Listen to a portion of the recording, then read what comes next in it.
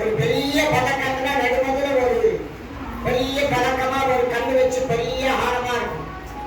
அந்த மாதிரி ஒரு ஹாரத்துக்கு பதக்கம் தான் பிரதானமா இருக்கு.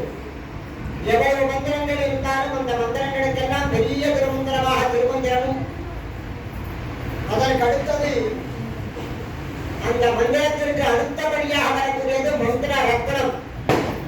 ஸ்ரீமன் நாராயண சர்வசமர்த்தமார்த்தே ஸ்ரீமதே நாராயணாய நமஹ. ஏன் அந்த துவயத்தை ராமானுஜர் அர்த்தத்தோடு சொல்லணும்னு சொன்னார்னா, பிராட்டியோடு சேர்ந்த பெருமாளை நாம் நகரங்களிலே நிறைய வந்து அலர்மேல் வந்து உரைமாறுமா முகமது என்ற அணியே நடிக்கை அமர்ந்து புகுந்தேனே.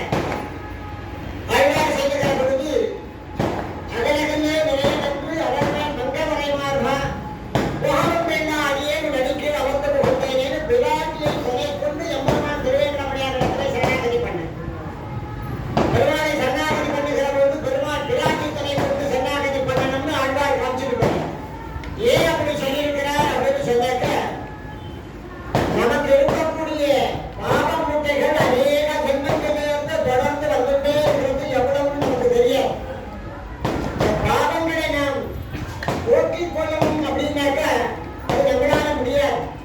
சர்வேசனாக பார்த்து நம்ம திரும்பி படிக்கொண்டாலே நம்முடைய பாவங்களை நாம் போக்கிக் கொள்ள முடியாது.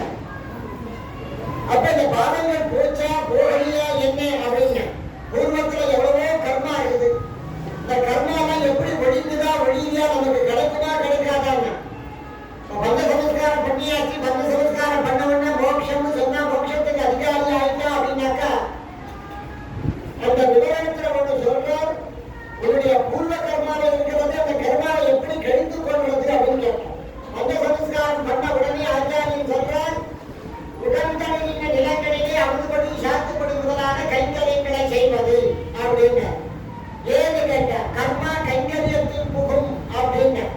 நமக்கு இருக்கக்கூடிய பாவ மூட்டைகள் முன்னாடி எவ்வளவு இருக்குதோ, எவ்வளவு கர்மா எத்தனை பிறவியில சேர்த்து வைத்திருக்கிறோமோ இதெல்லாம் எப்படி போகும்னா, நாம் கைங்கரியம் செய்கிற பொழுது இந்த கர்மா தானா கழிந்துவிடும் அப்படின்னா விளையாடாங்க. கர்மா கைங்கரியத்தில் புகும் அப்படின்னா, அப்ப கர்மா கைங்கரியத்துல போயிட்டு நம்ம கைங்கரியம் எவ்வளவு பண்ணுகிறார்களோ அவ்வளவு தூரம் அவர்களுடைய கர்மாக்கள் சுத்தமாக கழிஞ்சுகிறது அப்படின்னா. அப்ப வாழும் காலத்திலே எம்பெருமானுக்கு கொண்டு செய்து எம்பெரு வாழறா, பூர்வகாலிய முன்ஜென்மங்கள் இருக்கக்கூடிய கர்மாவும் கைங்கரியத்தினால ஒழியாது. அப்ப அவர்களுக்கு சுலபமா போயிடுது எம்பெருமானை அணுகிறது, எம்பெருமான் திருவடி அடையிறதுக்கு. அப்ப ஒரு சீர்வைக்கவன் ஒரு பாகவதன் என்ன பிரதானமா அவனுக்கு செய்யுதுன்னா, தொண்டே செய்து வழியெழுக என்றும் பண்ணே பரமன் பணித்த பதின்னு சொன்ன மாதிரி தொண்டு சிறந்ததான ஒரு கைக்காரியம். அந்த தொண்டு செய்தால் அவருடைய முன் கர்மா எல்லாம் ஒழிஞ்சு போயிடும். கர்மா ஒழிஞ்சுதுன்னா நீங்க ஸ்ரீயா இருக்கிற இந்த வாழும் காலத்தில் எம்பெருமானுக்கு கைங்கரியம் பண்ற எம்பெருமான் திருவடியை போய் அடையணும்.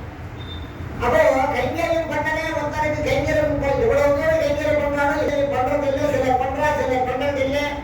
சிலருக்கு எம்பெருமான் கிட்ட நம்பிக்கை இருக்குது, சிலருக்கு நம்பிக்கை இல்லை. சிலர் எம்பெருமானியே நம்புறது இல்லை. இது நடக்குமோ நடக்காதோ தெரியலையே, இந்த வழி போடலாமா, அந்த உபாயம் போடலாமா, இந்த உபாயம் போடலாமா, இந்த ஜோசிக்காரன் கேட்கலாமா, அந்த ஜோசிக்காரன் கேட்கலாமா அப்படின்னு பல வழிகள் வைத்திருக்கிறார். மதுரவதியாக சொன்ன மாதிரி யாரும் தெருவத்தையும் குருகுல் நம்பி பாவினி மீசை பாடி திருநனேன்னு யாரும் சொன்னதே இல்லை. அப்படிதான் இருக்கணும்னு ஆழ்வார் சொன்ன. ஒன்னும் சோறும் பருக நேரும் தென்னும் எத்திலும் எல்லாம் கண்ணனாக இருக்கணும்னா அது வாயில சொல்லவே காடி யாராலும் அப்படி இருக்க முடியறதில்லை. ஏன்னு அவர்களுக்கு பூர்வத்துவமான நம்பிக்கை இல்லைன்னு அர்த்தம். பூர்வத்துவமான நம்பிக்கை எம்பெருமான் நமக்கு இப்படிதான் விதித்திருக்கிறான், நாம் எப்படி இருக்க வேண்டும் என்று அவன் திருவிழப்படுகிறானோ அப்படின்னு. அப்போ எம்பெருமான் நமக்கு எப்படி விதிச்சிருக்கிறாரோ அப்படி நாம் ஏற்றுக்கொள்வது அப்படின்றது இல்லை. இதுக்கு இந்த மாதிரி பண்ணலாம், இந்த மாதிரி பண்ணலாம், இந்த உபாயத்தை நாடலாம்னு பார்க்கிற பொழுது பல உபாயங்களை நாடுகிற பொழுது அவர்கள் எம்பெருமானுடைய சரணாகதியை விட்டு விலகி விடுகிறார்கள் அர்த்தம். ஏன்னா எம்பெருமானுக்கு சரணாகதி பண்ணிட்டு பற்பாடு வேற உபாயத்தை நாடினால் எப்படி இருக்கும்? அது சரியா வருவாங்க. ராஜபத்தினி பிக்ஷை எடுக்கிறதுக்கு வீதியில போன கதை ராஜபதியில சொல்றா. ராஜபத்தினி ராஜாவுடைய பண்டாட்டி வீதியில போய் பிக்ஷை எடுத்தாங்க. எனக்கு அரண்மனையில ஒன்றும் சௌகரியம் கிடைக்கலேன்னு. எப்படி ஒத்துக்குவாங்க? ஜனங்கள் ஒத்துக்குவாரான்னு கேட்டா ஜனங்கள் யாரும் ஒத்துக்க மாட்டாங்க. இதனால யாருக்கும் ராஜ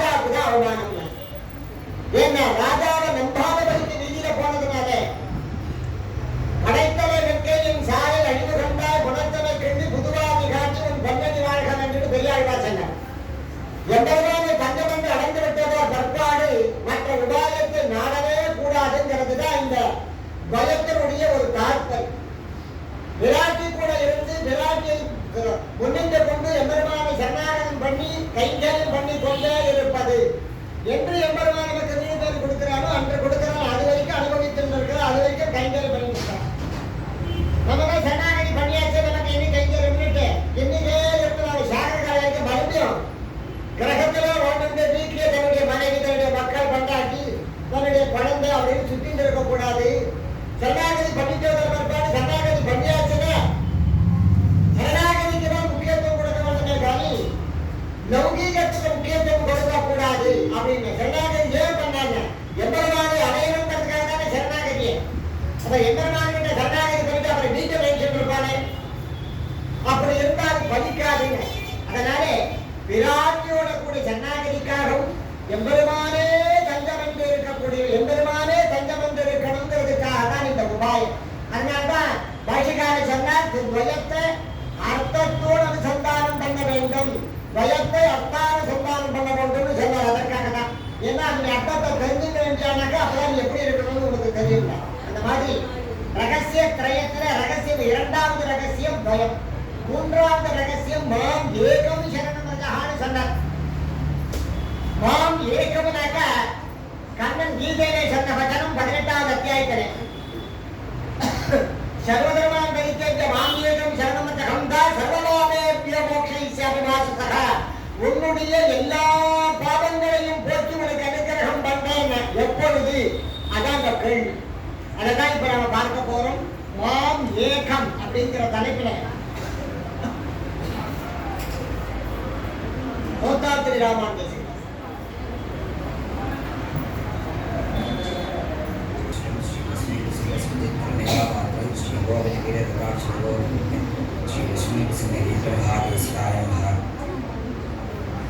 கவர்ந்திருக்கும் புகழ்பாத ஆண்டாள் கோஷ்டிகளுக்கு அடியர்களை கொண்டத்தை சமர்ப்பித்துக் கொள்கிறேன். சுவாமி அடியாருக்கு தொந்தரவை தலைப்பு மாம் ஏகம். மாம் ஏகம்ன்றதை பார்த்தோம்னா இந்த மாம் ஏகம் சரமஸ்லோகத்தை குறிப்பிட்டு வருது. சரமஸ்லோகம் அப்படின்னா சரம கடைசி வழி, கடைசி உபாயம். எதுக்குன்னா மோட்சத்துக்கு கடைசி உபாயம். இது எப்படி வந்ததுன்னா பாரத போர் தொடக்கத்தில் அர்ஜுனன் தனக்கு எதிரில் நிற்கிற படையில தன்னுடைய தாத்தா பீஷ்மர், குரு துரோணர் இவர்களெல்லாம் பார்த்து இவர்களுக்கு எதிராக எப்படி போர் செய்வேன் அப்படி சொல்லிட்டு ஸ்லோகத்தில் ஆண்டு போர் செய்ய மாட்டேன் அப்படின்னு சொல்லிட்டு ஸ்லோகத்தில் ஆண்டுட்டார். அப்போ கண்ணன் கீதையை உபதேசம் பண்ணார். அப்படி கீதையை உபதேசம் பண்ணையில் அதில் வர ஒரு ஸ்லோகம் தான் சரம ஸ்லோகம். சரி, அது நம்மளுக்கு எப்படி கிடைச்சதுன்னா மாயன் தெய்வத்தே செவ்வே கீதையின் செம்மை பொருள்கிறிய பாழியில் சொன்ன ராமாவுசன். சரமஸ்லோகத்தை நம்மளுடைய கொடுத்தது ராமானுஜர் தான். ராமானுஜருக்கு முன்னாடி வரைக்கும் மோட்சம் யாருக்குன்றதே உறுதியாகும். சில பேர் என்னன்னா ஆண்களுக்கு மட்டும் மோட்சம் சொல்லுவாங்க, சில பேர் பிராமணர்களுக்கு மட்டும்தான் மோட்சம் சொல்லுவாங்க, சில பேர் ஜீவர்களுக்கு மட்டும்தான் மோட்சம் சொல்லுவாங்க. அப்படி இருக்கிற ராமானுஜர் வந்த பிறகு கீதையை சொன்ன கண்ணன் சொன்ன வச்சனத்தை எடுத்து அதனுடைய பொருளை சொல்லி பிரமாணமாக காட்டி சரமஸ்லோகம் மோட்சம் எல்லாருக்கும் உண்டு அப்படி சொல்லி சரமஸ்லோகத்தை நம்மளுக்கு கொடுத்தார். சரமஸ்லோகம் என்னன்றதை பார்க்கலாம். சர்வதர்மான் பரித்யஜ்ய மாம் ஏகம் சரணம் ரஜ அகம் த்வா சர்வ பாபேப்யோ மோக்ஷயிஷ்யாமி மா சுதஹ. சர்வதர்மான் பரித்யஜ்ய, சர்வதர்மான் எல்லா தர்மங்களையும். இந்த இடத்துல தர்மங்கள் சொல்றது சாதாரண லௌகிக தர்மங்கள் கிடையாது. தர்மங்கள்னா மோட்ச வயத்துக்கான உபாயங்கள், வழிகள். என்ன உபாயம்னா கர்மஞான பக்தி யோகம், அவதார ரகசிய ஞானம், புருஷோத்தம வித்யை, தேசவாசம், திருநாம சங்கீர்த்தனம், திருவிளக்கேற்கை, திருமால இயற்கை அப்படின்னு இது தொடர்ந்து நிறைய இத்தனை வழி இருக்கு. சர்வதர்மான் பரித்யஜ்ய, பரித்யஜ்னா தியாகம் செய்தல். தியாகம் செய்வதுதான் என்ன இருக்காங்கன்னா அனுபாயங்களிலே பிள்ளைரவாச்சாரிய சாதிக்கிறார். அனுபாயங்களிலே உபாய புத்தி பண்ணினோம் என்கிற புத்தி விசேஷத்தோடைய நம்பிக்கை. அதாவது இத்தனை நாள் தர்மங்களெல்லாம் நம்ம பண்ணிட்டு இருந்தோமே அப்படின்ற ஒரு நினைப்போடு சேர்த்து தியாகம் மறந்து விட்டுடும். பரிணாம்னா ருசிவாசனைகளோடும் லட்சையோடும் கூட, அதாவது வெட்கத்தோடு மறுவலிடாத படி அடுத்து அந்த யோசனையை நமக்கு வராதபடி அதை விட்டுடணும் சொல்றேன். விட வேணும். பரித்யஜ மாம் ஏகம். இந்த ஸ்லோகத்தில் மாம் ஏகம்ன்றது தான் முக்கியமான இடம். மாம் ஏகம் என்ன சொல்றான்? நான் ஒருவனே.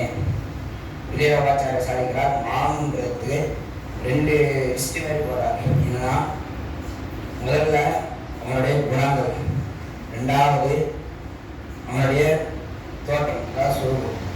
குணங்கள் என்ன?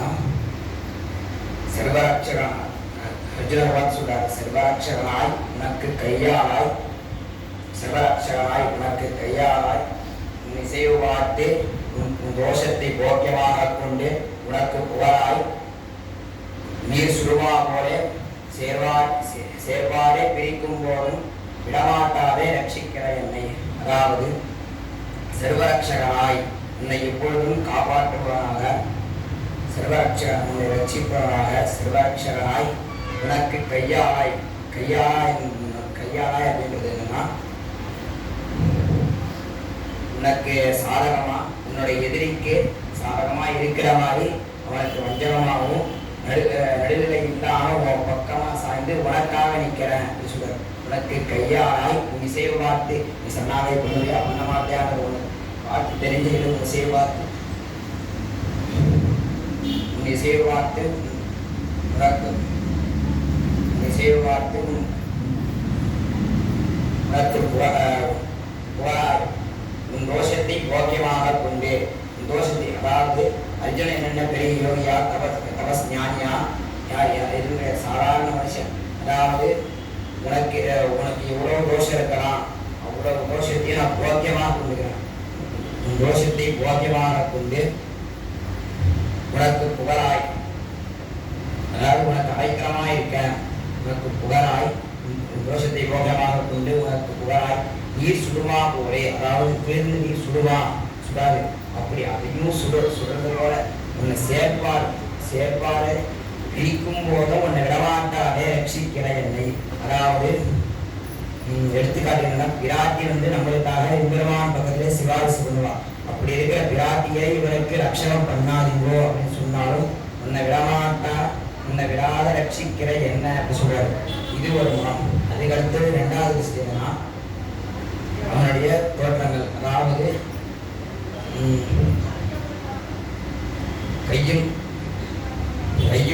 கையும் உழவுகோடும் பிடித்த சிறுவாய் கையிலும் சேனாதூரி தூசணவாய் திருப்புற தேருக்கு கே நாட்டிய திருவரையிலமாய் நிற்கிற சாரத்திய வேஷத்தை மாம் என்று காட்டுகிறான். அதாவது கையும் உழவுகோடும், அதாவது இந்த குதிரையை ஓட்டிய சாட்டையை ஒரு கையில வச்சிருந்தோம். பிடித்த சிறுவாய் கையிலும் இந்த குதிரை வாயில போட்டிருக்க அந்த கடிவாளத்துக்கு அந்த கையில அந்த கடிவாளத்தை பிடிச்சிட்டு சேனாதூரி தூசரன் திருக்குடலும், அதாவது அந்த படையிலிருந்து இந்த படை போயிடும் போது அதுல கிளம்புற அந்த தூசி எல்லாம் என் திருக்குறள், அதாவது என் மேல படிஞ்சு ஒரே தூசா இருக்கு. அதாவது என்னன்னா, உன்னை நான் யாரு வைகுண்டாதிபதி, அவ்வளோ நான் என்ன நினைச்சாலும் நான் கொஞ்சம் அப்படி இருக்க நானும் உனக்காக இவ்வளோ கீழே இறங்கி வரேன். சேனாதூரி தூசர் திருக்குறளும் நான் ஒருவனே, அதாவது வேற யாரும் உனக்கு இது மாதிரி பண்ண மாட்டாங்க, ஒருத்த மட்டும்தான் இப்படி பண்ணுவேன். இப்படி மாமியாங்கிறத விஜயவாச்சாரிய சாதிக்கிறார். அடுத்து ஆழ்வாரெல்லாம் இப்படி மாமியாங்கிறத வெளிப்படுத்துறான்னு பார்க்கலாம். முதல் பெரியாழ்வார் என் குலதெய்வமே என்னுடைய நாயகனே அப்படின்னு சொல்லிட்டு எல்லாத்தையும் எம்பெருமானே சொல்றாரு. வேற ஒரு உபாயம் கிடையாது, எல்லாமே எம்பெருமான் தான் அப்படின்னு சொல்றாங்க. அதுக்கடுத்தது உண்டான எல்லா நிறையா புலமகள் போல், அதாவது தன்னை மணந்த கணாய் தவிர வேற எதுவும் தெரியாத வெண்டீர் போல, அதாவது எம்பெருமானத்தை விடுத்து வேற உபாயம் கிடையாது அப்படின்னு இருக்கான். அதுக்கடுத்தது தொண்டரடி கொடியாழ்வார் திருமாலையில சாதிக்கிறார்.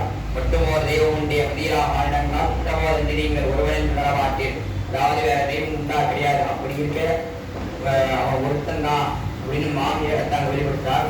அடுத்தது திருவசியாழ்வார் 4 திருவந்தாறு இளம்பேரன் திருவயதன் நாம் மறந்தும் குழந்தையா மகந்து இலக்கியம் சாதவாய் போதவங்கள் திருவரை புகைச்சலுக்கு பறந்தும் பறந்துதான் வாழ்ந்தேன். அவன் பிறனால் பரவாயில்ல, வேற உபாயத்தை நாடாம இருக்கிறவங்க அப்படி சொல்றாரு. அதாவது அவன் ஒருத்தன் தான் அந்த இடத்துல, வேற உபாயம் கிடையாதுன்ற பட்சத்திலே அவன் ஒருத்தன் தான். மாம் ஏலம் எடுத்து நம்மளா சொல்லிக்கிறார். ஒன்றும் தேவும் உலகம் உயிரும் மற்றும் யாருமில்லா அன்று ஆண்கள் தன்னோடு தேவர்களோடு உயிர் படைத்தான். குண்டங்கள் வழிபாடு திருக்குறளும் இல்லாதிக்கிறான் மற்ற தெய்வம் நாடியே. ஒன்றும் தேவும் உலகம் உயிரும், அதாவது எதுவுமே இல்லாம ஒரு கலை ஜலத்துல ஒரு 1000 ஒரு குழந்தை தன்னுடைய கட்டாளரை சும்பிட்டு படுத்துட்டு இருக்கு. அப்படி இருக்க குழந்தை இந்த நாள் கழிச்சு தெளிவாகி அதுக்கப்புறம் ஒன்றுவான சிருஷ்டிச்சு எல்லாத்தையும் சிருஷ்டிக்கிறான். இப்படி இருக்கையில அவர் இருக்க மற்றவர் தெய்வத்தை நாட்டுங்களே அப்படி சொல்றாரு. அதை அடுத்தது கலந்து தெய்வம் கண்டுடவும் படைத்தன் உடனே வேங்கி கலந்து வென்று கலந்து இழந்தது கண்டும் திரையை சிறங்களாளர்கள் திருக்குறவர்கள் கலந்திரமந்தி கொண்டுகையில் தெய்வத்தில்லை பேசுகிறேன் மற்ற தெய்வம் கிடையாது அப்படின்னு சொல்றாரு. அங்கேயும் மாமியார் தெளிவுபடுத்துறார். அடுத்தது ஆண்டார் திருப்பாவள முதல் பாசுரத்துல நாராயணனே நமக்கே படை தருவான் அப்படின்னு 2 வைக்கிறார். முதல் வியாகாரத்திலே நாராயணனே ஏகார், அதாவது நாராயணன் ஒருவனே மாம் ஏகம். அடுத்தது இப்படி ஆழ்வார்கள் எல்லாருமே மாம் ஏகம் சொல்லிட்டு அவன் ஒருவனே அப்படின்னு சொல்லிட்டு சொல்றாங்க. அதுக்கடுத்தது எம்பெருமான் அவரை புத்திர சுட்டி கண்ணன் கீதையில சொல்றாங்க நான் ஒருவனே சரணாகி. அதே போல கலியுகத்துல வரதரும் அதுதான் சொல்றார். திருப்பச்சினம் எடுத்து 6 வார்த்தை சொல்லியிருக்கார். இந்த ஒரு வார்த்தை அகமேவ பரம் தத்வம், நான் ஒருவனே சொல்றாரு. பரம்பரை ஒருத்தன் சொல்றாரு. அதை எடுத்து 3வது வார்த்தையில உபாயேஷு அவத்தி சியாத், உபாயேஷு உனக்கு உபாயம் உபாயேஷு பிரவர்த்தி சியாத், சரணாகரி மட்டுமே உபாயம், சரணாகரி பண்ணு அப்படி சொல்றாரு. மாம் ஏகம் அல்லது சரணம் நிஜ, சரணம்னா உபாயம், நிஜ பற்று, உபாயமாக பற்று, என்னையே உபாயமாக பற்று அப்படின்னு கண்ணு சொல்றான். மாம் ஏகம் சரணம் நிஜ. அப்படி உபாயமாக பற்றனா என்ன பண்ணுவான்? சரணமடைந்து தருவதற்கா பண்டு 100 வரை மரணம் அடைவித்தமாயவன் என்னை சரண தருமன் ஒருத்தருக்காக 100 பேரை மரணம் அடைவிச்சாங்க. அதுபோலதான் திரௌபதியோட வஸ்திர பறிக்கையில திரௌபதி தன்னால் காப்பாற்றிக்க முடியும் அப்படின்னு நினைக்கிற வரைக்கும் அந்த இடத்துல கண்ணன் ஒன்றுமே பண்ணல. ஆனா ரட்சகம் பண்றதுக்கு ரெடியா இருக்கான். எப்ப கையை தூக்குவா, எப்ப ரட்சகம் பண்ணலாம் அப்படின்ட்டு. திரௌபதி நம்மளால எதுவும் பண்ண முடியாது அப்படின்ற பட்சத்துல கையை தூக்கிட்டான் கோவிந்தான் அப்படின்னு. அடுத்த க்ஷணமே அந்த இருந்து வஸ்திரம் வர ஆரம்பிச்சிருக்கு. அதாவது இங்கே மாம்பியகம் வேற உபாயம் கிடையாது. மாம்பியகம் சரணம் சரணாயுது. அடுத்து கஜேந்திர மோட்சம். கஜேந்திர மோட்சம் எல்லாரும் தெரியும். கஜேந்திரன்ற யானை கைகட்டி பண்ணும்போது இந்த வருட கால பிடிச்ச உடனே இந்த யானை ஆதி மூலமே அப்படின்னு கற்றுச்சான். ஆதி மூலம், அதாவது இந்த எல்லாத்துக்கும் யார் காரணமோ அவன் என்னை காப்பாற்றுறோம் அப்படின்னு சொல்லும் போது அவன் ஒருத்தன் தான் மாம்பியகம். சரணாகி வென்றவர் சரணம் விஜ அகம் பா சர்வபாவியோ மோட்சயிஷ்யாமி வாஸ்வஹ.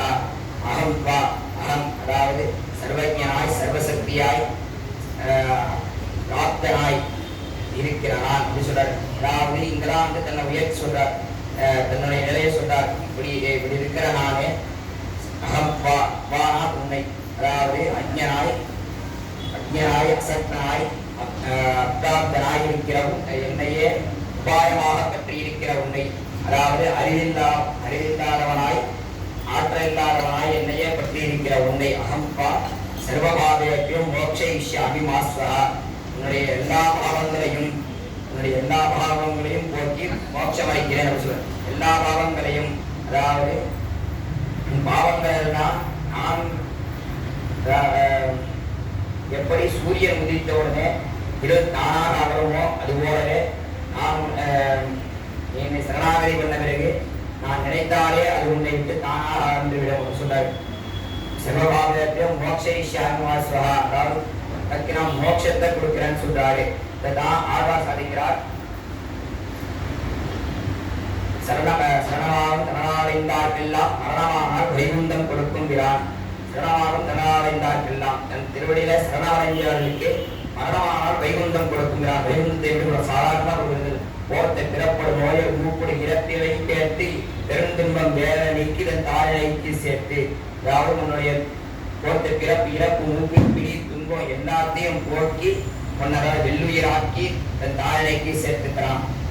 அப்படிதான் வந்து சரணாகதி போல சரணாகதி கொள்ளும் போது அவன் அனுகிரகம் பண்ணுவானா பண்ண மாட்டானா அப்படின்ற ஒரு சந்தேகத்தோட சரணாகதி பண்ணவே கூடாது.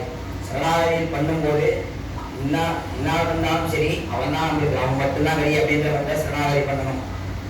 இது எப்படியா இருந்தாலும் எம்பெருமான் உங்களுக்காக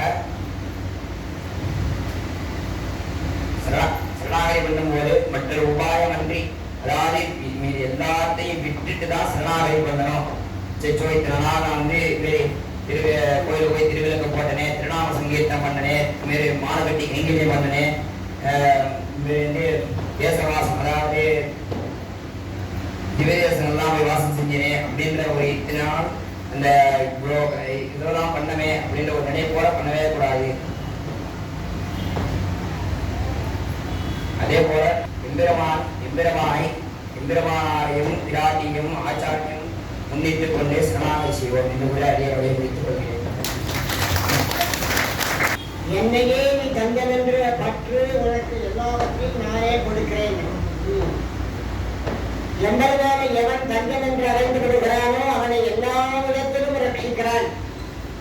எல்லா விதத்திலும் ரட்சிக்கிறான்னா இவன் கேட்கறதெல்லாம் அவன் கொடுக்கறதில்லை.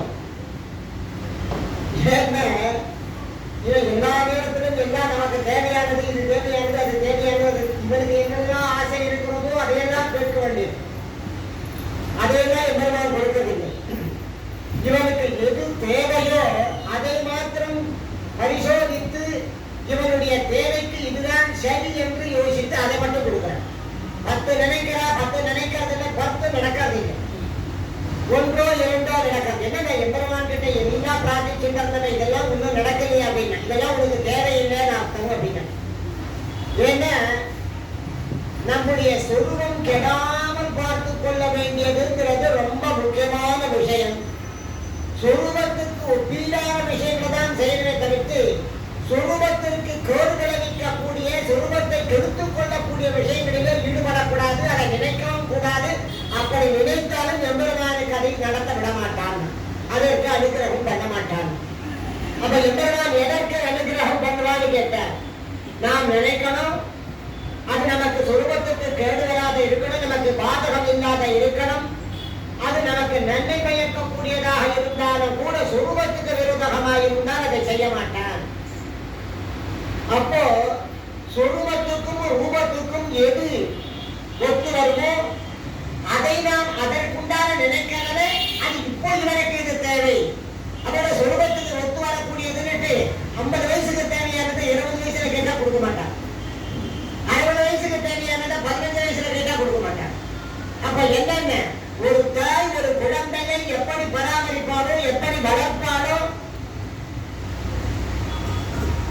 இந்த வயசுல இன்னது தேவை, இந்த வயசுல இன்னது தேவை, இப்ப இதை செய்யணும், இப்ப அதை செய்யக்கூடாது, குழந்தையை அடம்பிடித்தாலும் கூட அதை செய்யக்கூடாதுன்னு கண்டிப்பா. மீறி செய்தாலும் என்று போடுவார். ஏன்னா எதை எப்போது செய்ய வேண்டுமோ அப்போதுதான் செய்ய வேண்டும். அப்ப சர்வேசரன் நாம போய் சரணாகதி பண்ணிட்டு உன்னுடைய இஷ்டம் எப்படியாவது என்னை வைத்துக்கோ, இருந்தாலும் எனக்கு இந்த ஆசை இருக்குது நீ செய்து கொடுக்கணும்னு கேட்டா செய்ய கம்மனு செய்வேன்.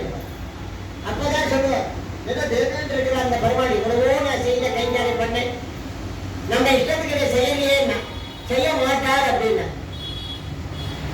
என்னென்ன சரணாகதியில என்ன பிரீத்தின்னா, அஞ்சோட சரணாகதி அடைஞ்சுட்டா அதோட முடிஞ்சு போச்சு. சரணாகதி அடைஞ்சுட்டாத பிற்பாடு நம்முடைய தேவையை நாம் எப்படி முடிவு செய்ய முடியும்? நாம் முடிவு செய்யக்கூடாது தேவையே. சர்வேஸ்வரன் தான் முடிவு செய்ய வேண்டும், எதை எப்போது செய்ய வேண்டும், எப்படி செய்ய வேண்டும் என்று. அப்போ அவன் இஷ்டமாதான் நம்ம வாழணும், நம்ம இஷ்டத்துக்கு நம்ம வாழக்கூடாதுங்கிறது தான் இந்த மாம் ஏகம் சரணங்கிறது. அப்ப அவன் இஷ்டத்துக்கு நம்ம வாழ்ந்துட்டா நமக்கு என்ன பயன்?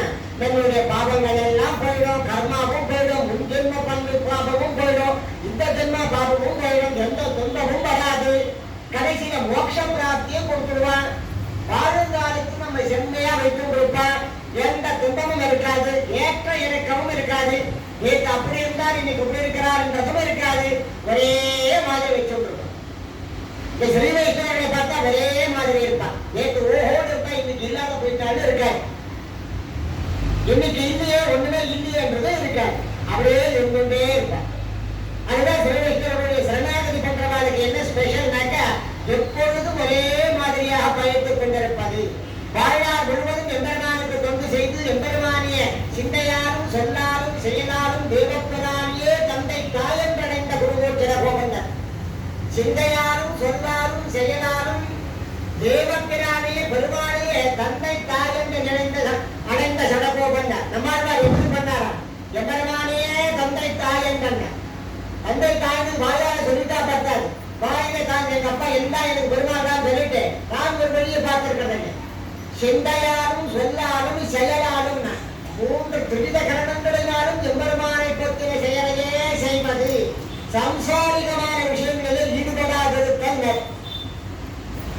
அப்படி ஈடுபடாத இருந்தாலே தானாக நேரம் வந்துடுவாங்க.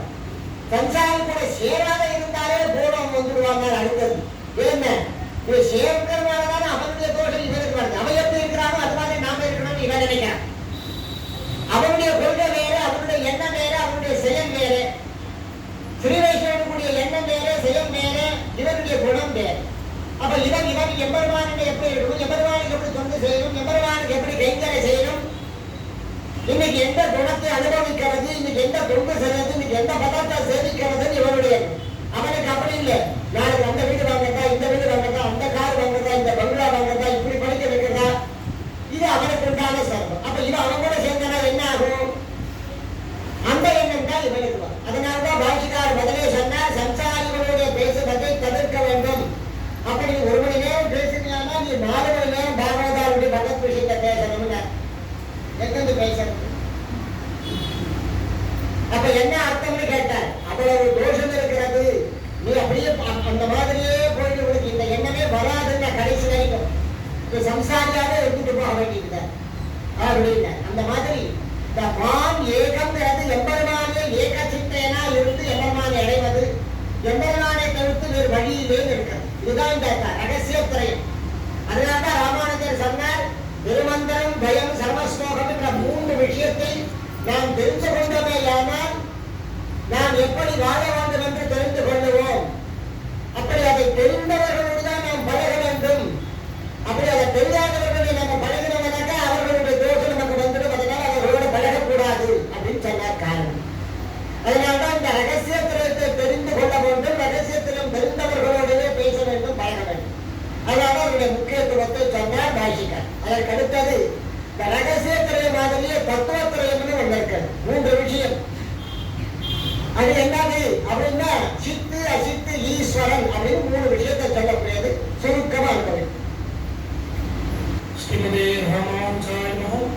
திரிவேங்கடநாதேந்திர திருஷ்டம் ஸ்ரீ லக்ஷ்மீ நரசிம்ம சரஜித் கருணைகாராத்ரம் ஸ்ரீ அகோபலவீர ரகுராட்சகோபகிருத்யம் ஸ்ரீ லக்ஷ்மீ நரசிம்ம மகாதேசிகாய நமः. நம் சம்பிரதாயத்துல முக்கியமான விசிஷ்டாத்வைத சித்தாந்தம் அப்படின்னாவே நம்மளுக்கெல்லாம் தெரிஞ்சது ஸ்ரீ ராமானுஜர் ஏற்படுத்தினாரு. அது எங்களுக்கு ராமானுஜர் காலத்துக்கு அப்புறம் நம்மளுக்கு எல்லாருக்கும் தெரியும். ஆனா ஸ்ரீ வைஷ்ணவம் அப்படின்னாவே பிரபன்ன ஜனக்கூடஸ்த நம்மாழ்வார் தான் அதுக்கு தலைவர். அவர்கிட்ட இருந்து வாங்கித ஆழ்வார்கள், ஆச்சார புருஷர்கள், இப்படி பல பாலன் அடிமணி முயந்திரம் பல்கலையோ தாவண்ணு வந்து ராமானுஜன், இப்படி ஆழ்வார்கிட்ட இருந்து ராமானுஜர் கிரகிக்கிறார் விசிஷ்டாத்வைத சித்தாந்தம். ஆழ்வார்கள் பல சுத்திகள் பார்க்கிறாங்க. அதுக்கு பெரியவாச்சாரம் வியாக்கியானம் பண்ணாரு. அதுக்கு இன்னும் சுருக்கமா பெரியவாச்சாரியர் ரகசிய கிரந்தங்கள் பண்றாரு. இப்படி ஒரு முமுட்சானவன் முதல் கிரந்தம் முதல் சொல்லியே முமுட்சானவன் மோட்சத்தில் உண்டாகும் போது அவன் தத்துவத்திரையும் ஞானம் உண்டாக வேண்டும். முமுட்சியாரு மோட்சத்தில் இச்சொல்லு முமுட்சு. தத்துவத்திரை ஞானம். தத்துவம்னா என்ன?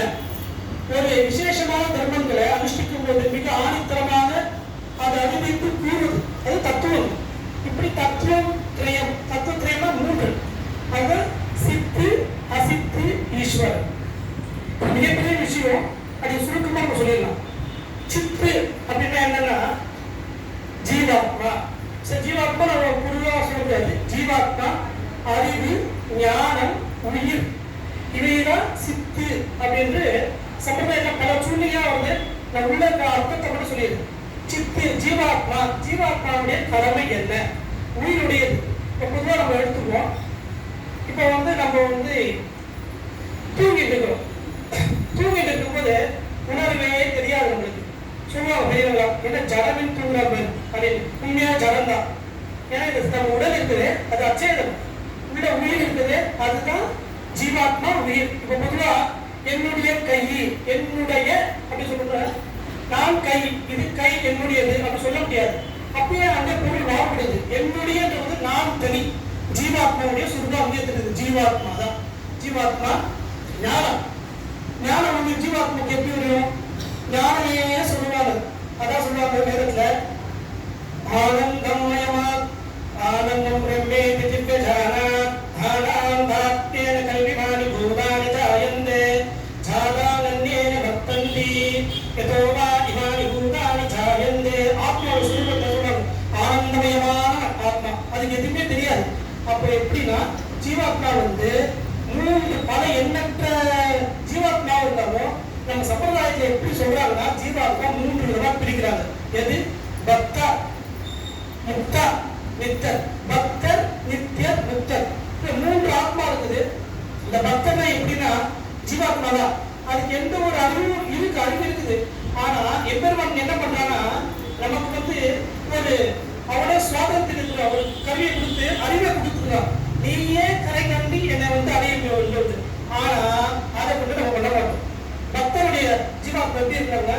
பெருமாள் கோயிலுக்கு போவான், பக்கத்துல சிவன் கோயிலுக்கு போவான், மற்ற எல்லா தேவர்களுக்கும் பண்ணுவான், எல்லாருக்கும் பண்ணுவான், திரும்ப கூட போட்டுப்பான் சில சமயங்கள. ஆனா எப்பெருமான அடிவணிகள் என்ன இருக்கும்? ஆனா செயல்பாடு அப்படி இருக்கு.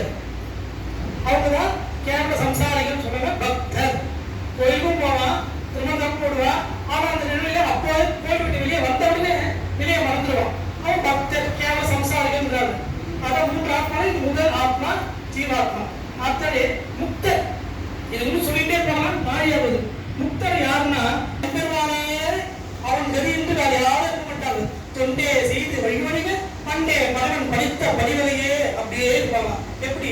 நெடுமார் நெடுமை செய்வன் போல் அவனை கருத வஞ்சித்து தடுமாற்றத்த தீக்கடிகள் முற்றும் தலை சொல்லியிருந்தால் ஒருமாவினே அவன் அடியாரடியே.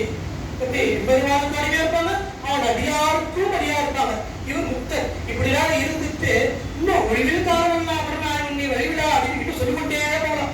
அப்படி ஒரு ஏற்றம் முக்தாத்மா. இவ்வாறுல இறுதியில எம்பெருமானுடைய திருவடியை பற்றி ஆச்சாரியனுடைய திருவடியை பற்றி எம்பெருமானை அடைகிறான். நம்ம சம்பிரதாயத்துல நேரம் வர முடியாது, குறுக்கு வழியாக ஆச்சாரிய முன்னிட்டு எம்பெருமானு. இது முக்தர். இன்னும் சொல்லிட்டு போகலாம் நாளையில. அடுத்தது நித்தியர். இவங்க யாருன்னா கூர்மாவின் திவ்ய லோகம் ததனுமய மண்டபம் தத்ரசேஷம் தஸ்மின் தர்மாதி பீடம் ததுபரி கமனம் சாமரக்காவடிச்ச விஷ்ணு தேவி விபுஷாயுதம் கனமடகம் பாக்கே வைரதேயம் சேரேசம் துவாரபானாம் குமுத முககனாம் விஷ்ணு பக்தார். யாரு? நித்தியர்கள். சதாவசிந்தி சூரையா. எப்படி? எதிர்பார்த்து திகந்தோறும் எப்போ சுவாமி சொல்றாரு, அகலகிலே நிறையும் என்று எம்பெருமானுக்கு ஷணம் முழுவதும் பிரிய மாட்டாங்களாம். எம்பெருமானுக்கு ஆர்வத்தை விசுவதுமோ, எம்பெருமானுக்கு பரிவட்ட கட்டுறது, எம்பெருமானுக்கு எப்போ செட்டா கிடையாது இருந்தா சிங்காசனம் மீண்டால் நம்மளுடைய எம்பெருமான் எங்கெல்லாம் போறாரு ஒரு ஷணமும் அதாவது எம்பெருமானுடைய வைகுண்டே பரையோக சியாசார்த்தம் ஜெகத்பதி அந்த இடத்துல எம்பெருமான் கூடியே இருந்த கருடர், விஸ்வக்ஷேனர், அனுமர், பூதகணங்கள், ஆரோபச்சர், ஆச்சாரச்சர் இவங்களாம் ஒரு காலம் இவர்கள் நித்தியாத்மா. எப்போது எம்பெருமானை விட்டு அழகமானது இவங்க நித்தியாத்மா. இதுதான் ஆத்மாவுடைய சித்துடைய ஸ்வரூபம். இப்போ அச்சித்து பார்ப்போம். ஏன்னா வந்து நேரம் நாளை இல்லை. அச்சித்துனா முன்னாடியே சொன்ன மாதிரி மற்ற எல்லா பொருட்களும் அச்சித்து தான். எப்படி சொல்றது? தன்மாத்திரைகள். தன்மாத்திரைனா ஆதாயம், சப்த, ஸ்பர்ச, ரூப, ரசம். சப்தம்னா ஒளி, காது சவுண்ட் கேட்குதுல அது ஒளி. ஸ்பர்சனா தொடு உணர்வு. ஆனா அது உயிர் இருக்கணும். எப்படி? உயிர் சேரும் போது தான் ஒரு உதாரணத்துக்கு சொல்றேன். இப்போ இந்த ஃபேன் எப்படி வச்சுக்கோங்க, ஃபேன் தானா ஓடாது. உடல் உயிர் நம்ம போய் ஆன் பண்ணாதான் ஃபேன் ஓடும். அப்ப ரெண்டும் சேர்ந்தாதான் நடக்கும். ரெண்டு சேவை நடக்காது. இது நீங்க இப்படி புரிஞ்சுக்கீங்க. ஏன்னா உங்களுக்கு வந்து மண், பானை, குயவன், நிமித்த காரணம், உபாதான காரணம், சக இருக்குது. சிம்பிளா ஃபேன் இங்க இருக்குது, சுவிட்ச் போட்டா ஃபேன் ஓடும். அது நம்ம ஆத்மா இருக்குது. எம்பெருமானுடைய ஆச்சாரியோட திருவடியை அடையும் போது ஆச்சாரம் இப்படி எல்லாம் பண்ணி இப்படிலாம் சொல்றாரு. அதை சொன்னோடனே இந்த ஆத்மா செய்து எம்பெருமான் திருவடி அடையும். இதே விஷயம் தான் சப்த ஸ்வர்ச ரூப. அதுக்கு வழி இருக்குது, ஆனா அது நம்ம எல்லாமே நம்மளோட சிந்தனைகள் தான். சப்த ஸ்வர்ச ரூப ரச கந்தம் இது போடுது.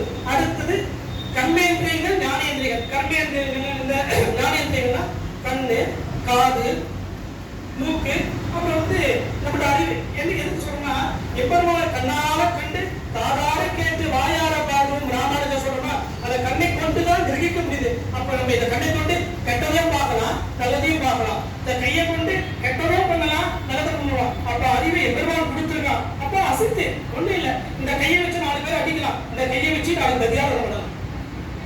இதுதான் ஒரு சிம்பிளா. அப்ப நம்ம என்ன நினைக்கிறோமோ அதுக்கு ஈடுபாடு உயிரற்றவை, உயிர் உள்ளவை. அவ்வளவுதான். உயிர் உள்ளது ஜீவாத்மா, உயிரற்ற பொருள் அதுக்கு கூட இருந்தாதான் இதெல்லாம் செயல்படும். மனசு நினைக்கணும், ஆத்மா நினைக்கணும், நான் இதை செய்ய வேண்டும், நான் இதை பண்ண வேண்டும், அச்சேதனம். அப்ப இது நடக்குது. இது பஞ்சதன்மாது கர்மேந்திரியங்கள். கர்மேந்திரியங்கள் என்ன? அது இது 3 தத்துவங்களை கொண்டது. முக்கியமான விஷயத்தை 3 தத்துவங்களை கொண்டது அசித்து. என்ன தத்துவம்னா சுத்த சத்துவம், மிஸ்ர சத்துவம், சுத்த சூன்யம். சத்த சூன்யம் மிஸ்ர சத்துவம் தான். அது சொன்னது முன்னாடி நான் அவரோட தலைப்பு சொல்ல சொல்லிட்டேன். மிஸ்ர தத்துவம் சத்த சூன்யம் சத்துவம் தான். சுத்த சத்துவம் தான் எம்பெருமானக்கூடிய மண்டபம் எதிர்கொள்ள மாமணி மண்டபத்து அந்தமில் பேர் என்பது. மண்டபங்கள், பிரஜா நதி, அப்படி எம்பெருமானக்கூடிய எல்லா வஸ்துக்களும் வைகுண்டத்துல எல்லா வஸ்துக்கும் நித்தியமா இருக்குது. அது மாறுபாடே வராது. பிரகிருதி அவித்யா மாயை. பிரகிருதி சம்சார பந்தம், மாயைன்னா நமக்கு தெரியும். இப்போ மாற்றம் ஏற்பட்டு ஒரு பரவாயில்ல ஒரு விஷயம் நடந்ததுன்னா அதை பார்ப்போம், டக்குன்னு மறைஞ்சு போயிடும். இல்ல மாயை, இந்த உலகமே மாயை தான். பிரகிருதி அவித்யா மாயை இது சுத்த சத்துவம் சொல்லுவோம். சுத்த சத்துவம் அது மாறுதலே இருக்காது, எப்போ இருக்காது. ஆனா மிஸ்ர சத்துவம் தான் சம்சாரம். இந்த சம்சார கடையில பேருந்து நோபடுத்துவாங்க மிஸ்ர சத்துவம். இது மிஸ்ர சத்துவம் தான் அசித்ல தாமச குணங்கள் இருக்கும்.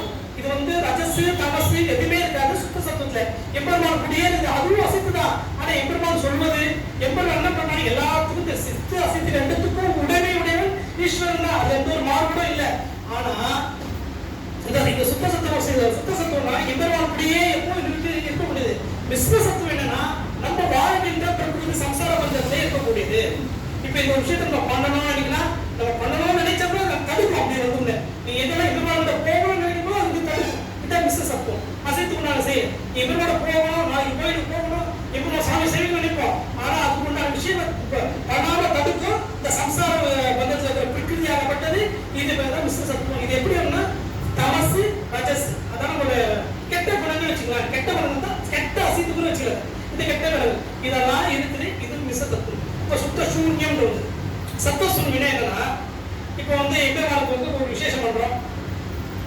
ஒரு இன்னொரு விஷயம் பண்றோம். காலம், நேரம், நாழிகை, திதி, ராசி, எல்லாமே இதெல்லாம் அதுவும் வசித்து தான். அது ஒண்ணும் தெரியாது. சத்த சூன்யம். அது அப்படியே கொண்டு இருக்கார். ஆனா அதை கொண்டு இப்ப இந்த அசித்தாகப்பட்டவன் இந்த ஜீவாத்மா போட்டு அதை கொண்டு எம்பெருமானுக்கு நல்ல விஷயங்களை செய்வான். நல்ல விஷயங்கள் நீங்க எதை கொண்டு ஒரு நேரம் பார்க்கிறோம், நாளை பார்க்கிறோம், டைம் பார்க்கிறோம், ஒரு விசேஷம் பண்றதுக்கு சாமி போய் ஏன் எம்பெருமானுக்கு எல்லாமே அகில பவன ஜென்மஸ்தே பங்காளியிலே வினத வீர பூத ராஜசேகரிக்ஷ ஸ்பிசர சிகிதித்தே பிரம்மணி எல்லாமே அவனாச்சு. அவனுக்கு நேரம் பார்க்கிறோம். ஒன்றும் குறைவாலே எப்படி பல்லாண்டு பாடுதாரோ அதை பெருமாளுக்கு எந்த ஒரு தீர்வு ஏற்படக்கூடாதே இருந்ததுக்காக தான் ஆழ்வார்கள் ஆச்சார புருஷர்களும் இப்படி பல வழியா ஒவ்வொன்றும் கேள்வி கேட்பல. அந்த கேள்விக்கெல்லாம் பதில் சொல்லிட்டே வராது. இப்படி இது மாறுது. இந்த அசித்து இது அசித்து பார்த்தோம். சுத்த சத்துவம், மிஸ்ர சத்துவம். இது இன்னும் பெரிய விஷயம் போயிட்டே இருக்கும். சுருக்கம் சுத்த சத்துவம், மிஸ்ர சத்துவம், சத்துவ சூன்யம். நேரம் சத்துவ சூன்யம். இப்படி சித்து அசித்து ஈஸ்வரன். இதை விட சுலபமா சொல்ல முடியாது. ஈஸ்வரன் யார்? அவன் தான் அவாப்த சமஸ்த காமனாய், நிலையற்றவனாய், கல்யாண குணங்களாய், இப்படி பல சொல்லிக்கொண்டே போகலாம். அவனுடைய குணங்களை பல குணங்கள். வண்ண வாடங்கள் சூழ்நிலை கோட்டியும் கண்ணன் கேசவன் நம்பி பிறந்தவை என்னை சொன்னும் எதிரில் கண்ணனை முற்றம் கலந்தவராயிற்று. இப்படி எம்பெருமான் எப்படி இருப்பானா தன் அடியாருக்கு இவ்வளவு பாவனம் பண்ணிட்டாலும் எம்பெருமான் எப்படி ஒரு வாசகத்தை சொல்லி முடிச்சத அவரோட குணங்கள் வந்து இப்ப சொல்லி கொண்டே போகலாம். விஷ்ணு பரமம் பரவும் சதாவஸ்தி சூரியா எங்கும் நிறைந்தவன் எங்கும் நான் கண்ணன் இங்கே அந்த இறைவன் உட்பட அது எம்பெருமான் எங்க இருப்பான்னு சொல்ல முடியாது. எல்லாரும் இங்க கூட உட்கார்ந்து இருப்பான். அவன் அடியாருக்கு ஏதாவது நடந்துன்னா உடனே வந்துருவானா எம்பெருமான். அது எந்த ரூபா தருவான் ஏது ரூபா தரணும் அப்படி எல்லா எங்கும் நிறைந்தவன் எம்பெருமான். அவனுக்கு அவனோட அழகுக்கு ஒண்ணு அதனால கோயில்ல உற்சவமும் எல்லாமே நம்ம பண்ணிட்டு இருக்கோம்னா எம்பெருமானோட கல்யாணங்கள் அவனுடைய அழகு எல்லாமே அவனுக்கு அதாவது இன்னுமே வரையறுக்க முடியாதவன் எம்பெருமான். அவனுக்கு இவ்வளவுதான் இருப்பான். திடீர்னு குறையாந்தையாக இருப்பான், திடீர்னு வந்து ஓங்குகிறான் உத்தமனாக இருப்பான், ராமனாக இது ஒரு பாசத்தை சொல்லி அதை முடிச்சது. ஏன்னா அவனுடைய நிலைகளை விட்டு பேசிட்டே போகலாம். ஆவா பாசம் சொல்றேன். சன்னம் சன்மாத்திரம் காத்து அடியார்களை கொண்டு போய் தன்னை பெருத்தி தன் தாளினை கீழ் கொள்ளும் அப்பனை தொன்னை பிதற்ற வல்லாரை பிதற்றுபவர் கண்டீர் நன்மை பெருத்து எம்மினாலும் உய்யக் கொள்கின்ற எம்மிலே எப்படி சொல்றாங்க. நம்மளுக்காக எம்பெருமானே காலம் காலமா நம்ம கிளம்பி அவர் காலகாலமா இந்த குழந்தை எப்போ வரும் இவன் எப்போ வருவான் எப்பயாச்சும் திருந்துருவானா இன்னைக்கு வந்துருவானா இல்ல நாளைக்கு வந்துருவானா இல்ல இன்னும் சரியா சொல்லனா சரி அவனுக்காக நம்மளுக்காக காத்துக்கலாம். ஆனா நம்மளால போக மாட்டோம். ஏன் பிரகிருதி சம்பந்தம் தெரியும் நம்மளுக்கு இந்த போனா இந்த பண்ணலான்ட்டு ஆனா போக மாட்டோம். அதான் ஏன்னா அதோட இது மாயம் ஃபுல்லா முழுகிட்டு போற வரை தெரியதாங்கல்ல முழுகு நடப்பாங்க. ஆனா இருந்தாலே நம்ம குழந்தை வருவான் நம்ம திருவடியில் சேர்ப்பா அதுக்காக சன்மசமானு காத்துட்டுக்கா எம்பெருமான் எதுக்கு அவங்களோட தாலிலேக்கு சேர்த்துருக்காங்க. நீ எவ்வளவு குறை பண்ணாலும் உனக்காக காத்திருந்து நீ எப்படியாச்சும் வந்துருவேன்ட்டு இருக்கிறா. அதுக்கு கருணை யாருன்னா தாரே கருணை ராமானுசா இக்கடலிடத்தை ஆரை அறிவோ நீ அருளின் தன்மை அல்லலுக்கு நேரே உடைவிடம் நான் வந்து நீ என்னை வித்துக்கும் உன் சீரே உயிர் பீரா அடியே என்று திருப்பி சொல்லி இப்படி சித்து அசித்து ஈஸ்வர் எல்லாம் உய உறவி உடைய திருவடி திருவேங்கடநாத் இருந்து திருஷ்கம் ஸ்ரீ லட்சுமி சரதி கர்ணகாபாத்திரம் ஸ்ரீ அகோபில வீர ரதாச்சரகோபத்யம் ஸ்ரீ லட்சுமி நரசிம்ம இந்த மகாத்யஸ்தாய கவிதார்க்க சிந்தாய கல்யாண வனசாலினே ஸ்ரீமதே வெங்கடேசாய வேதாந்த குருவே நமஹ. சித்துன்னா யாருன்னா நமக்கு உள்ள இருக்கக்கூடிய உயிர் ஜீவன். அசித்துன்னா யாருனாக்க உயிரற்ற பொருள்கள் அனைத்தும் அசித்து. ஜீவன் நமக்கு உள்ள இருக்கிறது, நான் உயிர் உள்ளவன். இந்த உயிரானது சித்து. அசித்து என்னதுன்னு கேட்டா இந்த உயிரை தவிர்த்த மீது எல்லா வஸ்துக்களும் அசித்து தான். இந்த உலகத்தில் இருக்கக்கூடிய அனைத்து வஸ்துக்களுமே அசித்து தான். அப்ப இந்த சித்து வேற அசித்து வேற அப்படின்னு காண்பிக்கிறது தான் நம்முடைய தத்துவம். மற்ற சமயங்கள்ல என்ன சொல்றது அப்படின்னா அகம் பிரம்மாஸ்மின்னு சொல்லக்கூடியது திருப்பன்றதாரிகளுடைய சைவ சித்தாந்தம்.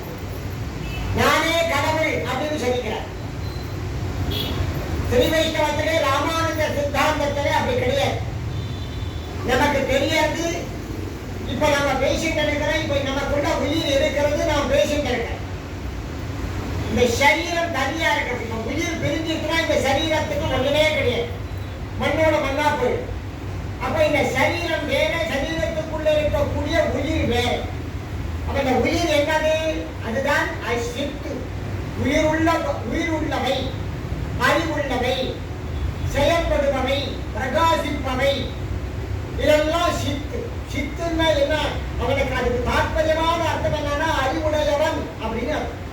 அறிவுடையவன் எப்பேற்பட்ட அறிவுடையவன்?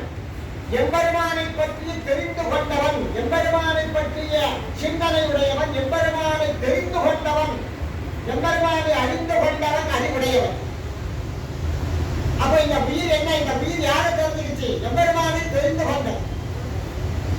இந்த உயிர் எதற்காக பிறந்ததுன்னு கேட்ட. இந்த உயிர் இருக்குது, ஏன் பிறக்குது, இந்த உடலை ஏன் எடுக்குதுன்னு கேட்ட. இந்த உயிர் போது எல்லாருக்கும் தெரியுது. உயிர் போயிட்டுனா சரீரம் ஒண்ணு கிடையாது, ஒண்ணு கொசுனா இந்த மண்ணில வச்சு புதைச்சிடும். அப்ப இந்த சரீரத்துக்கு வேலையே கிடையாது. அப்ப சரீரத்துக்குள்ள உயிர் ஒண்ணு இருக்கிறது, அந்த உயிர் தான் எல்லாவற்றையும் செய்கிறது. உயிர் இல்லைன்னா உடம்புக்கு ஒண்ணு வேலை இல்லை. உடம்பு இல்லைனாலும் உயிர் எதுவும் செய்ய முடியாது. அப்ப இந்த உயிர் எதற்காக இந்த உடம்பு கொடுக்கப்படுகிறதுன்னா, இந்த உயிருக்கு இந்த உடம்பு ஏன் தேவைப்படுதுன்னு கேட்டேன். எவ்வளவு இந்த உயிர் இந்த உடம்பு ஏன் கொடுக்கிறான்னா, இந்த உடம்பை கொண்டு இந்த உலகத்திலே சரீரத்தோட இந்த ஆத்மா பறந்து இந்த சரீரத்தை கொண்டு எம்பெருமானுக்கு தொண்டு செய்து, அடியார்களுக்கு தொண்டு செய்து, உன்னுடைய பாவங்களை எல்லாம் போக்கிக் கொள்வதற்காக இந்த கர்மோபகரணங்களான இந்த உடல் கொடுக்கப்படுகிறது. இந்த உடல் கொடுக்கிறதே எதுக்குன்னு கேட்டா நல்லதை செய்யறதுக்காக. இந்த உடலை கொண்டு இந்த உயிரை தேற்றிக் கொள்ளும். இந்த உடலை கொண்டு இந்த உயிரை எம்பெருமான் திருவடியிலே சமர்ப்பித்துக் கொள்வதற்காகத்தான் இந்த உடலை கொடுக்கப்படுறது. இப்ப நாளைக்கு செத்து போயிடும்னு வச்சுக்காங்க, என்ன பண்ணுவா? இந்த உடலை கொண்டு போய் எங்க வைப்பா? மண்ணில போட்டு புதைச்சிருவா, இல்ல எரிச்சிருவா, சாம்பலா போயிடும். ஒன்றுத்துக்கும் உபயோகப்படாது இந்த உடல். அப்ப இந்த உடலை போயிடுச்சுன்னா அப்ப அந்த உயிர் என்ன இருக்கு? உயிர் அப்படியேதான் இருக்கு. மறுபடியும் இன்னொரு உடலுக்கு போகும், இன்னொரு உடலுக்கு போகும், இன்னொரு உடலுக்கு போகும். இப்படியே மாறி மாறி போயிட்டே இருக்கும்.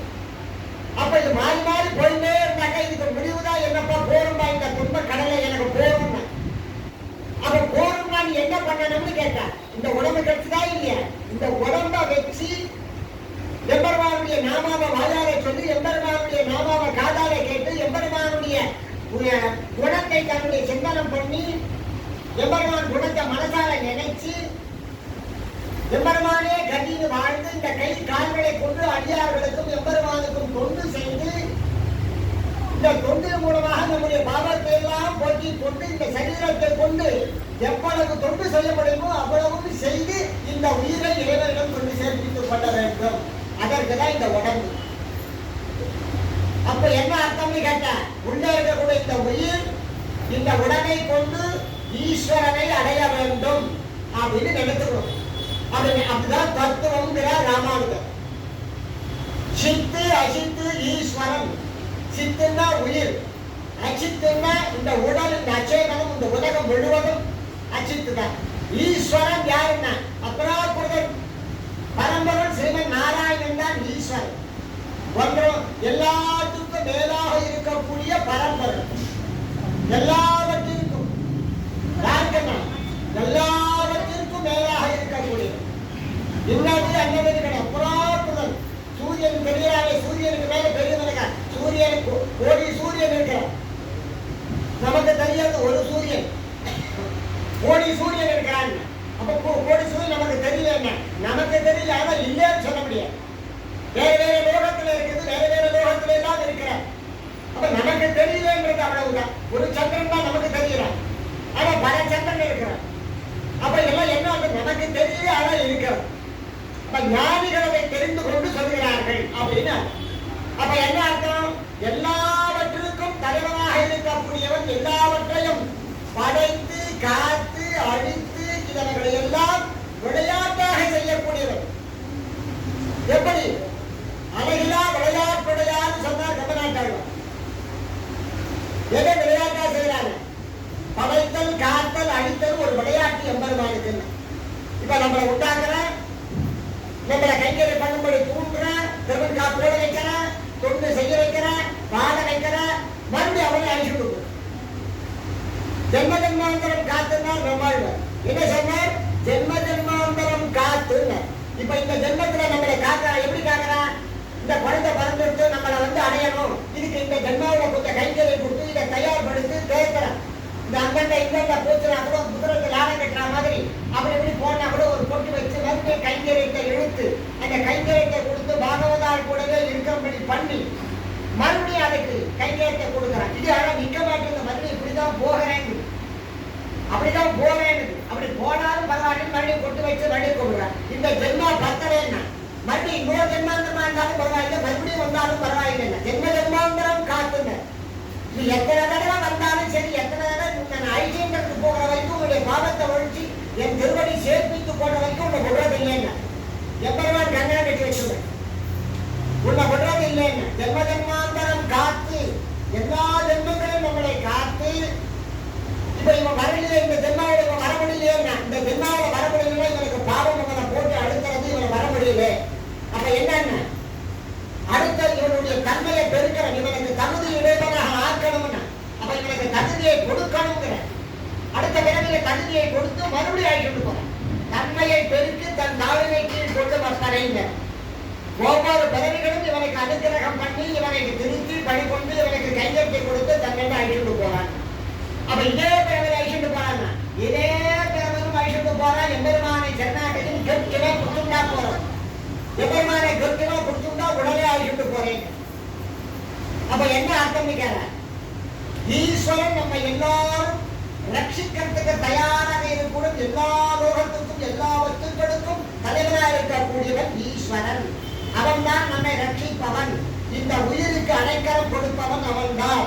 ஆக சித்துன்னா உயிர், அச்சித்துன்னா உடல், ஈஸ்வரன் சர்வேஸ்வரன் ஸ்ரீமன் நாராயணன். இந்த மூன்றும் இருக்கிறதுன்னு சொல்றதுதான் நம்முடைய ஸ்ரீ வைஷ்ணவ விசிஷ்டாத்வைத சித்தாந்தம். இந்த தத்துவத்திரயம், இதுக்கு பேர் தான் தத்துவத்திரயம். தத்துவம்னா மூணு, தத்துவம்னா கொள்கை, இந்த திரயம்னா மூணு. அந்த மூணு விஷயத்தை சொல்லக்கூடியதுதான் இந்த விஷயம் தத்துவத்திரயம். உயிர், உடல், சர்வேஸ்வரன். இது மூணும் தனித்தனி. உடல் அழிந்து போயிடும், உயிர் இறைவனை போய் சேர்க்கும். உயிர் இறைவனாகவே ஆயிடுமான்னு கேட்டேன், இறைவனாகவே ஆகாதுங்க. மற்ற மதங்கள் என்ன சொல்லுதுங்க, அகமும் பிரம்மாஸ்மிங்க, நானே பிரம்மாங்க, நானே பரம்பொருள் ஆகுதுங்க. அப்படி ஆக முடியாதுங்க. ஏங்க ஆக முடியாதுன்னாக்கா எல்லா உயிர்களும் பிரம்மா வைத்தா உயிர் ஏதுங்க இருக்கிறது, எல்லாமே பரம்பொருள் வைத்தா அப்புறம் உயிர் ஏது உலகம் ஏதுங்க. எதிர நீடு கற்றால் உலகில் இல்லைன்னார் ஆழ்வார். அப்ப எம்பெருமான் தனி, உயிர் தனி, உடல் தனிங்க. இந்த மூணுக்கும் தனித்தனியா சொல்லக்கூடிய நம்முடைய சித்தாந்தம், நம்முடைய தத்துவம். அதான் ராமானுஜர் சொன்னா தத்துவத்திரயம். சித்துன்னா உயிர், அசித்துன்னா உடல், ஈஸ்வரன் சர்வேஸ்வரன் ஸ்ரீமன் நாராயணன். இந்த மூணு